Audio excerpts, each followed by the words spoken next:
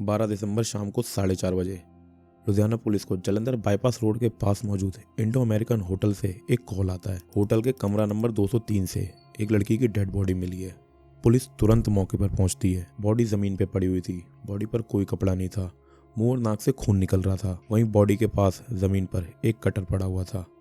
Bedsheet के ऊपर भी खून लग रहा था। गले पर निशान थे। देखकर ऐसा लग रहा था कि गला घोटकर लड़की को मारा गया है। पुलिस बॉडी को वहीं पास के सिविल हॉस्पिटल में भेजती है और होटल के स्टाफ से पूछताछ करती है। तो होटल स्टाफ बताता है कि ये लड़की एक लड़के के साथ 12:30 बजे होटल में एंटर होती है। 4 बजे तक के लिए इन्होंने कमरा बुक किया था। लगभग 3:30 बजे वो लड़का अपने कमरे से बाहर निकलता है जल्दबाजी में। जब होटल स्टाफ पूछता है तो वो बताता है कि वो खाना लेने जा रहा है। पुलिस आईडी मांगती है, लेकिन होटल वालों के पास केवल लड़के की ही आईडी होती है। लड़के का नाम अमित निषाद, उम्र 25 साल। पुलिस जब रजिस्टर में नाम की एंट्री चेक करती है तो मरने वाले का नाम पता चलता है, रेखा। आखिर उस कमरे नंबर 203 के अंदर उन 4 घंटों में होता क्या है और आखिर कौन है ये रेखा और अमित? क्या थी इनकी पूरी कहानी?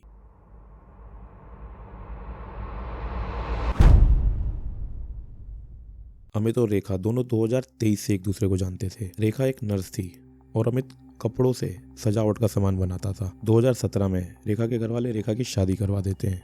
ये शादी आजमगढ़ में होती है। कुछ समय तक वहीं यूपी में रहने के बाद 2019 में रेखा अपने हस्बैंड के साथ लुधियाना आती है। रेखा का हस्बैंड नर्सिंग का काम करता था और रेखा को भी ये काम उसी ने सिखाया था। इसी दौरान रेखा को 2 बेटे और एक बेटी होती है। अपने पति से रेखा के अक्सर झगड़े होते थे। रेखा की बड़ी बेटी, जिसका नाम स्वीटी था, उसकी मौत हो जाती है लंग्स फेल होने की वजह से। यही वो टाइम था जब रेखा और उसके हस्बैंड के बीच में दूरियां बढ़ने लग जाती है। इसी दौरान रेखा ने अपने हस्बैंड के ऊपर डोमेस्टिक वायलेंस का केस लगाया था, जिस मामले के अंदर रेखा के हस्बैंड को 3 महीने के लिए जेल भी जाना पड़ता है और फिर बाद में डाइवोर्स के लिए अप्लाई किया था। पति से अलग होने के बाद रेखा अपने दोनों बच्चों के साथ लुधियाना के भारत कॉलोनी में रहती थी। यहाँ पर उसने एक कमरा रेंट पर ले रखा था। रेखा को नर्सिंग का काम आता था। वहीं पास में उसने एक छोटा सा नर्सिंग का क्लिनिक भी खोल रखा था। यही वो टाइम था जब रेखा की मुलाकात अमित से होती है। दोनों एक रिलेशन में आ जाते हैं। रेखा के घर टूटने में भी इस रिलेशन का सबसे बड़ा हाथ था। सालों तक रेखा और अमित, इन दोनों का रिश्ता भी काफ़ी अच्छा चलता है। रेखा अमित से शादी करना चाहती थी, लेकिन अमित उससे शादी नहीं करना चाहता था, जिस वजह से इन दोनों के बीच में तनाव बढ़ता था। रेखा अमित को लेकर काफ़ी पॉजिटिव थी, जिस चीज़ को लेके अमित धीरे धीरे रेखा से दूरी बनाने लग जाता है। अमित कई बार रेखा को बताना चाहता था कि वो अब उसके साथ नहीं रहना चाहता है, लेकिन कह नहीं पाता है। इसी दौरान उसके घर वाले उसकी सगाई कर देते हैं। इस टाइम अमित डिसाइड करता है कि अब वो ये बात रेखा को बता देगा।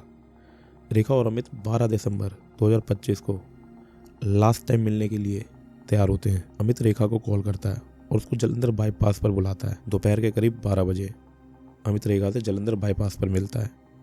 वहीं बाईपास के पास में मौजूद इंडो अमेरिकन होटल, इसके अंदर ये दोनों लोग एंट्री करते हैं। समय दोपहर के 12:30 बजे और एक कमरा लेते हैं। कमरा ये लोग खाली 4 बजे तक के लिए बुक करते हैं। अमित अपनी आईडी देता है रिसेप्शन पे, लेकिन रेखा कोई आईडी नहीं देती। ये लोग होटल के 2nd फ्लोर के कमरा नंबर 203 में एंटर होते हैं। शुरुआत में इन दोनों के बीच में नॉर्मल बात होती है। दोनों एक दूसरे के साथ फिजिकल होते हैं और इसके बाद अमित रेखा को अपनी सगाई की खबर बताता है। इस बात को सुनकर दोनों के बीच काफ़ी कहासुनी होती है। रेखा बार बार अमित को सगाई तोड़कर उससे शादी करने के लिए बोलती है, लेकिन अमित नहीं मानता है और बताता है कि उसकी सगाई हो चुकी है और अब ये लोग आगे नहीं मिलेंगे। रेखा इस बात से बहुत नाराज हो जाती है।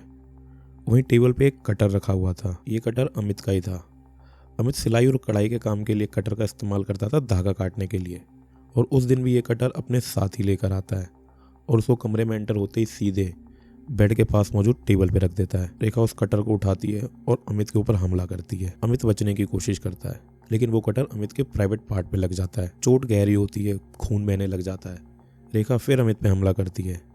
इस बार अमित वो कटर रेखा से छीनकर रेखा के ऊपर मुक्के मारने लग जाता है, जिस वजह से उसके मुंह और नाक से खून निकलने लग जाता है।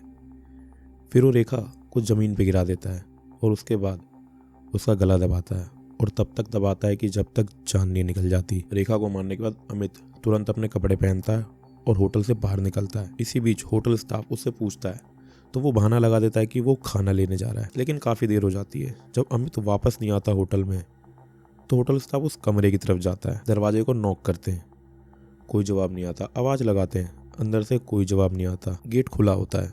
जैसे ही वो लोग अंदर जाते हैं पूरा स्टाफ ही शॉक हो जाता है। ज़मीन पर उस लड़की की लाश पड़ी हुई थी। वो बिना समय गंवाए सीधे पुलिस को कॉल करते हैं। पुलिस मौके पर आती है और बॉडी को पोस्टमार्टम के लिए भेजती है।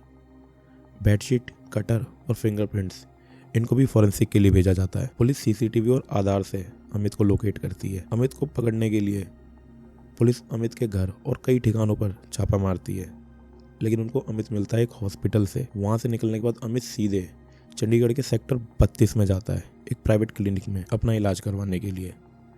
लेकिन वो लोग उसको आगे CMCH हॉस्पिटल में रेफर कर देते हैं और वहीं से अमित पकड़ा जाता है। पुलिस जब अमित को पकड़ती है तो उसकी हालत काफ़ी ख़राब होती है। वहाँ से पुलिस अमित को चंडीगढ़ के PJ हॉस्पिटल में लेकर जाती है। एक रिश्ते को छोड़ के रेखा दूसरे रिश्ते में जाती है, लेकिन मिलता क्या है? सिर्फ मौत। अगर किसी को ना बोलना आसान नहीं है तो उस ना को एक्सेप्ट करना भी आसान नहीं है। आखिरी बार मिलने आए अमित और रेखा, जहाँ एक की जान चली गई और दूसरा पहुंच गया हवालात के पीछे। अगर ये दोनों बात करके इस मामले को संभाल लेते तो शायद आज वहां नहीं होते जहां ये दोनों आज हैं। आप लोगों को क्या लगता है कि क्या इस हादसे को टाला जा सकता था? Be safe. See you next file.